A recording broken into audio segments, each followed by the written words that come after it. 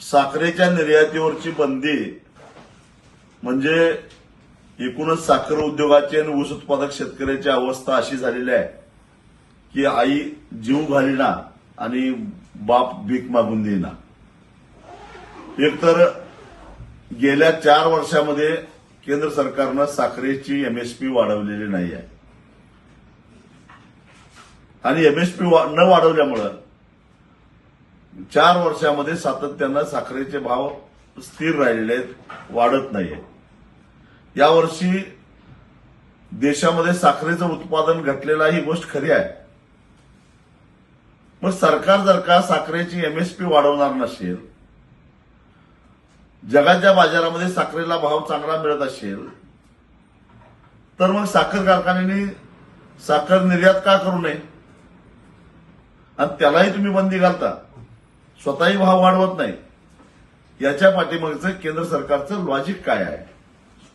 पण त्याचा थेट परिणाम हा ऊस उत्पादक शेतकऱ्यांच्यावर व्हायला लागलेला आहे. खरं तर आमचं आणि साखर कारखान्यांचं भांडण आहे ते ऊसापासून तयार झालेली साखर आणि त्याच्या उपपदार्थातून आलेल्या पैशातून शेतकऱ्याचा हिस्सा जास्तीत मिळाला पाहिजे यासाठी आहे. पण साखरेचे भावच वाढले नाहीत तर मग साखर कारखाने तरी काय करणार?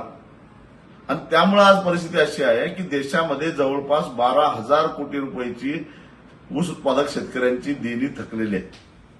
राज्यामध्ये 3,000 कोटीच्या आसपास देणी थकलेली आहे. याला जबाबदार कोण? जो कायदा आहे ऊस दर नियंत्रण अध्यादेश 1966, त्या कायद्यानुसार ऊसाचे पैसे 14 दिवसाच्या आत नाही दिले तर साखर कारखान्यांच्यावर कारवाई करायची तरतूद आहे. त्यांना सरकारी थकबाकीदार समजून जप्तीची प्रक्रिया सुरू करण्याची तरतूद आहे. पण अंमलबजावणी कुठं आहे? कारण 80% साखर कारखानदार आज भाजप आणि त्यांच्या मित्रपक्षामध्ये आहेत. कोण काय कारवाई करणार?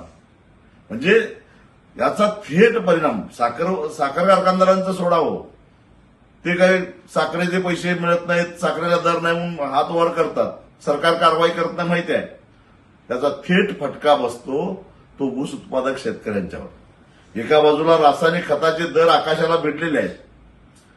आमचे पंतप्रधान शेतकऱ्यांना सांगतात की रासायनिक खताचा वापर कमी करा.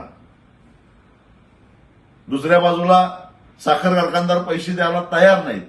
शेतकऱ्यांनी काय करायचं? खरं तर हा जो सरकारचा निर्णय आहे तो मूर्खपणाचा आहे, भंपकपणाचा आहे असं मी म्हणेन. एबीपी माझा, उघडा डोळे बघा नीट.